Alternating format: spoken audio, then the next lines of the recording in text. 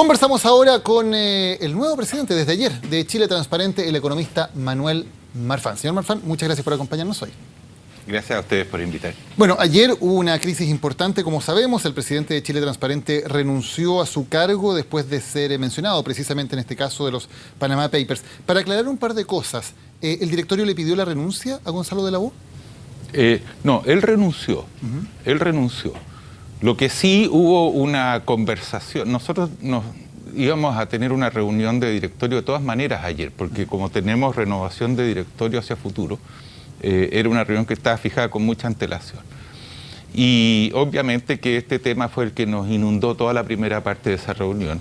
Y entonces sostuvimos una conversación telefónica porque él no estaba. Y él entendió que lo mejor que él podía hacer era efectivamente renunciar, y que fue lo que hizo por lo demás. O sea, ustedes conversaron y lo llamaron.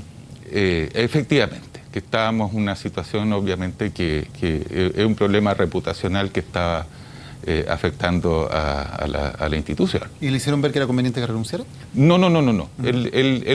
Insisto que fue él quien renunció. Ahora, si él no hubiera renunciado, lo más probable es que se lo hubiéramos pedido. Perfecto. Alcanzó a abrir, entiendo, un proceso de suspensión, Transparencia Internacional, sobre Chile, ¿no? Sí. Es bien curioso eso. Son de esas casualidades que a veces ocurre. Porque cuando nos llegó el Twitter o el mail de Transparency International en Berlín, que el capítulo chileno quedaba suspendido hasta que se tomara alguna decisión al respecto, ya hacía rato que Gonzalo de la O estaba renunciado, estaba aceptada su renuncia y yo había asumido como nuevo presidente. Entonces informamos al respecto inmediatamente a Berlín, y obviamente que se revocó esa medida, pero nosotros tomamos una decisión de ninguna manera bajo presión. O sea, alcanzaron a estar suspendidos técnicamente por un tiempo por este desfase en la entrega de la información. Exactamente, pero lo importante es que esta fue una decisión que no se tomó bajo presión. ¿Qué evaluación hacen ustedes del hecho de que el presidente de Chile Transparente haya tenido estas cuentas offshore? En primer lugar, ¿no les había informado de esta situación? No sabíamos, nos informamos a través de los medios de comunicación. Normalmente no es tema de conversación los trabajos que cada uno realiza en el directorio por su cuenta, digamos, en su actividad principal. Así que, pero no. Yo, al respecto, creo importante señalar que si bien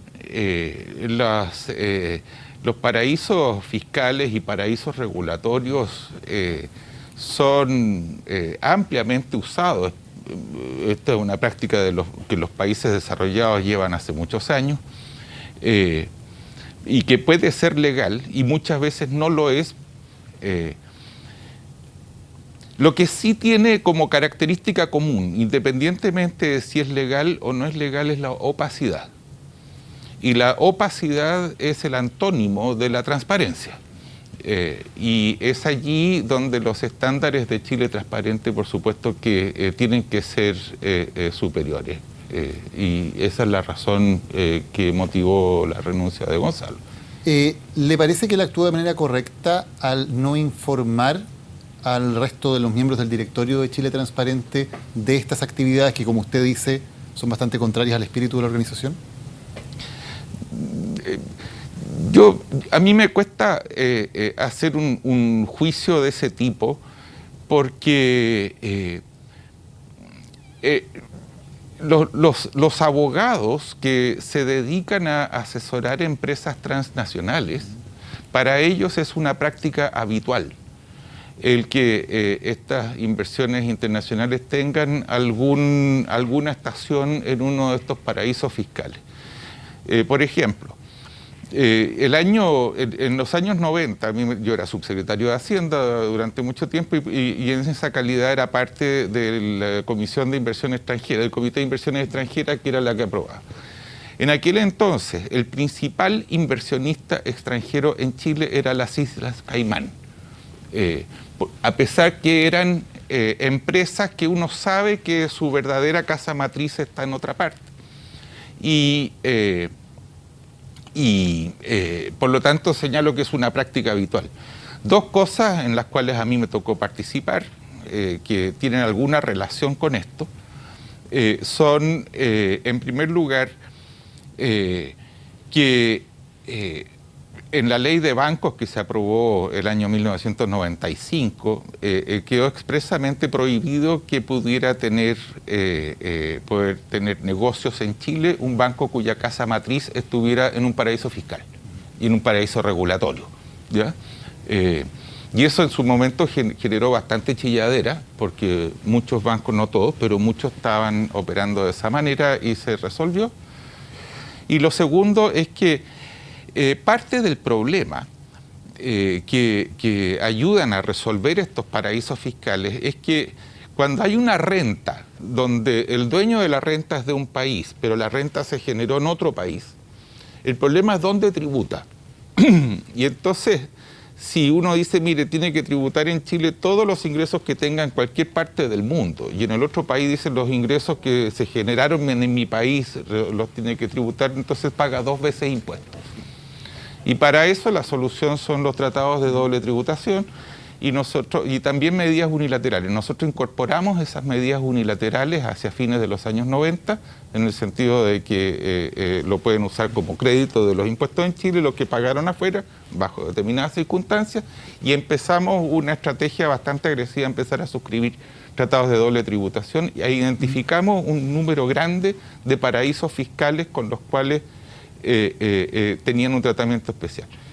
Y no me tocó participar, pero sí creo que es importante también de señalar que en la reforma tributaria del año pasado, que yo soy muy crítico de algunos elementos, pero no tan crítico de otros, este es un tema que aparece dotando al Servicio de Impuestos Internos de mucho más atribuciones para poder atacar cuando hay un daño fiscal a la República. Pero, señor Marfan, en esa reforma tributaria también se incluyó un perdonazo, una amnistía para la repatriación de capitales, pagando una tasa preferencial, extinguiendo las acciones penales, que permite que gente que haya evadido, derechamente, que haya sacado su plata sin pagar los impuestos previamente en Chile, puede traerlos de vuelta a una tasa preferencial del 8%. ¿Eso no es un premio a quienes violaron la ley en Chile?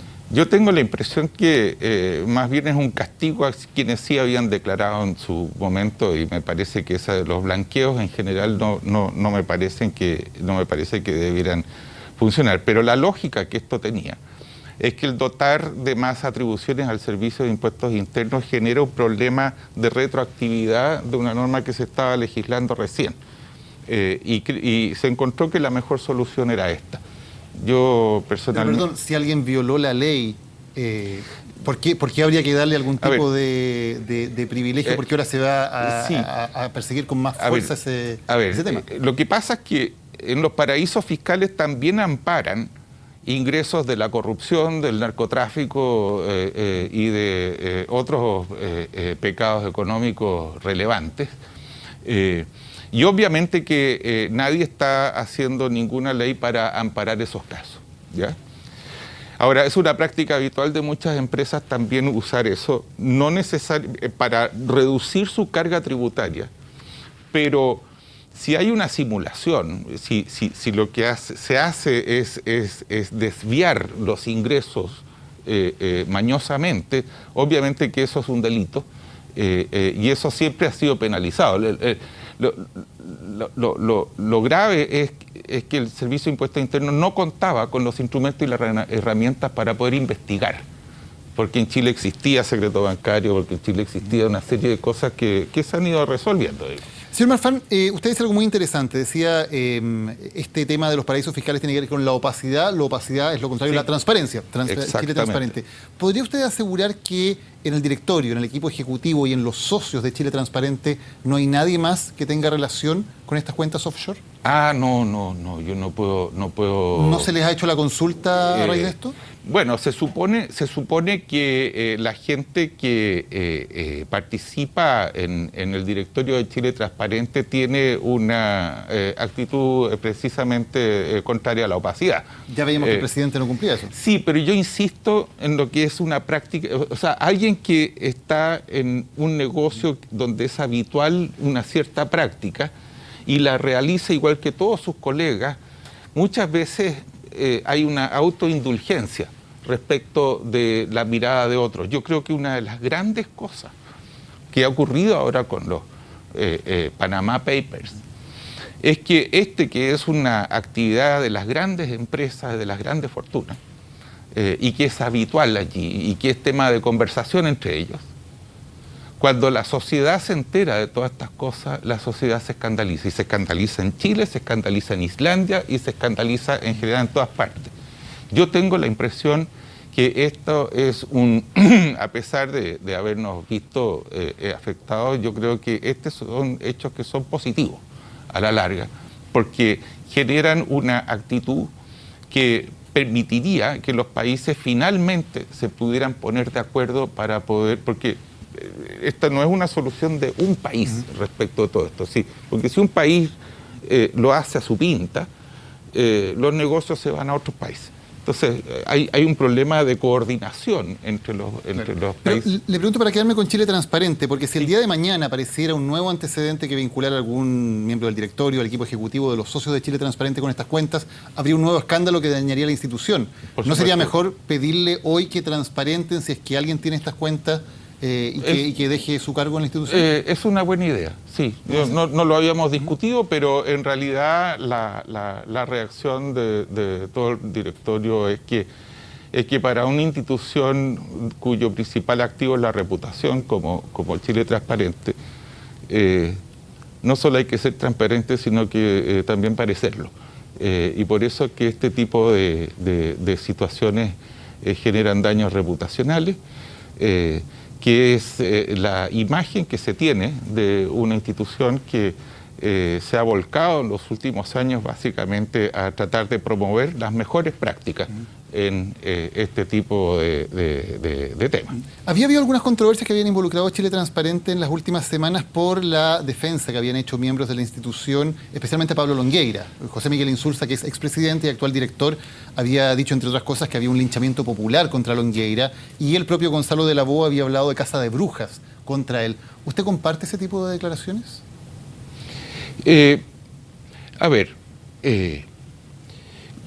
Yo creo que el tema del financiamiento de la política adolece también de este problema de opacidad. Eso yo tengo la impresión que es un gran tema en el cual, por lo demás, Chile Transparente ha estado siendo un partícipe muy activo en muchos de los proyectos de ley que se han venido aprobando y de promoción de buenas prácticas. Y yo tengo la impresión que no es bueno que Chile Transparente dé algún tipo de bendición a quienes han incurrido en esas prácticas. Ahora, estoy hablando en términos generales. Ahora, en el caso particular de Pablo Longueira, él ha dado muestras, yo no participo para nada de sus ideas, pero sí ha dado muestras de altruismo en política, en el sentido de correr altos riesgos personales para lograr objetivos para el país. Hay que recordar en el gobierno de Ricardo Lagos, ¿no es cierto?, que tendió una mano importante para poder terminar con la discusión del MOPGATE, y yo tengo la impresión que allí hay un aprecio particular. Perdón, ¿y usted le parece correcto que se haya terminado de esa forma la discusión del MOPGATE, que era un caso de corrupción en que hubo un acuerdo político? Yo creo que el caso MOPGATE finalmente se resolvió donde se tenía que resolver, que son los tribunales de justicia, ¿ya? El punto está en si un gobierno se debe paralizar por un escándalo de esa materia, y eso era lo que estaba ocurriendo, y me parece que Chile salió ganando con un gobierno que se desparaliza y los tribunales siguieron, obviamente... ¿Le parece que se cumplieron estándares de transparencia en toda esa negociación política? No creo que se hayan cumplido todo. O sea, yo tengo la impresión que los estándares de transparencia no se cumplieron antes. Yo creo que ese acuerdo que existió para destrabar la gobernabilidad en Chile fue un acuerdo que fue muy transparente. El pecado original es la opacidad que hubo antes, obviamente, en el financiamiento de remuneraciones del Ministerio de Obras Públicas. Usted está entonces Pablo Longueira, que ha tenido gestos de altruismo en política. Sí, pero perdón, para volver a la pregunta. Entonces, Ahora, los voceros de Chile Transparente son su presidente y su director y su secretario ejecutivo. Participan personalidades que están continuamente dando su opinión en la prensa, también nosotros, pero esos son opiniones que son a título individual y que no representan a Chile Transparente. Hay muchas colectividades que tienen esas prácticas. Yo fui consejero del Banco Central durante 10 años y en el Banco Central el vocero del Banco Central es el presidente. Aún así yo siempre di muchas entrevistas y nunca me callé mi pensamiento respecto de los temas propios del Banco Central. ¿Y la opinión de Insulza es concordante con la opinión de Chile Transparente sobre el tema de Pablo Longueira? Nosotros no hemos discutido si es concordante. Yo, por lo menos, si tuviéramos esa discusión, a mí me parece que ese es un tema que Chile Transparente, si va a... alguien de Chile Transparente va a referirse a ese tema, también tiene que decir que aquí hay un tema de opacidad en el financiamiento de la política, porque eso es lo que realmente se está investigando y obviamente que la acusación que está latente y que todavía no se ha hecho efectivo es si ese financiamiento, cuando es excesivo, afecta o no afecta el juicio de la clase política para el buen legislar. En el caso de Longueira estamos hablando de bastante más que financiamiento irregular de la política. Hay una investigación derechamente por cohecho. Sí, o sea, todavía no se ha hecho, claro, esa es la investigación que hay. Pero yo personalmente no soy abogado y creo que es importante mantenerse informado, que esta información sea transparente, que sea pública, pero no quiero emitir un juicio antes del fallo de los tribunales porque me parece que es muy injusto. Y en ese sentido creo que es correcto la idea de los linchamientos previos. Estoy de acuerdo con eso, pero me parece que el punto que siempre uno tiene que agregar en estos casos es que de todas maneras esta cosa de aguas turbias que hay en el financiamiento de la política es algo que tiene que terminar. Muy brevemente para cerrar, ¿el exministro José Miguel Insulza va a continuar de director de Chile Transparente cuando se renueve el directorio en mayo o se retira? Él en realidad está culminando el periodo de José Antonio Viera Gallo, que cuando lo incluso era presidente, ¿sí?, titular en ese momento, y cuando lo nombraron embajador de Argentina hubo que buscar un reemplazo y fue José Miguel Insulza. Y en ese caso, ese cargo no es reelegible porque ya completaba 6 años, que es el máximo. ¿Deja el directorio? Pero como persona, yo no soy abogado, entonces estoy hablando, pero como persona natural él no ha estado 6 años. Yo personalmente me encantaría que siguiera. Él es un gran aporte, es una persona que nos permite... Nosotros como promovemos las buenas prácticas, ese es nuestro rol, más que la denuncia. Es promoción, entonces necesitamos tener obviamente buena llegada hacia la clase política, buena llegada hacia el mundo empresarial, buena llegada hacia las ONG o la sociedad civil. ¿Y eso no les quita independencia frente al poder, señor Marfal? No, todo lo contrario. Lo que a nosotros nos importa es que nosotros no claudiquemos en nuestra principal bandera, que es la transparencia. Finalmente, sobre la ley antifiltraciones que el Senado acaba de aprobar con una nueva redacción, ¿qué sí. opina Chile Transparente? Nosotros como Chile Transparente no lo hemos discutido, pero le puedo dar mi opinión personal. Al respecto, yo digo lo siguiente: en este tipo de cosas mejor seguir reglas. Y cuando uno quiere cambiar las reglas, una cosa que es muy importante para no perder la credibilidad es que esas reglas no se hagan de manera oportunista. Y a mí me parece que legislar sobre las filtraciones en un momento en que hay varias causas que están ocurriendo para personas de la clase política, me parece que es muy difícil defender que es muy complejo mantener una credibilidad cuando es muy difícil negar cierto oportunismo en este caso. Manuel Marfal, muchísimas gracias por habernos acompañado hoy en CNN Chile. Buenas noches. Al contrario, gracias a ustedes.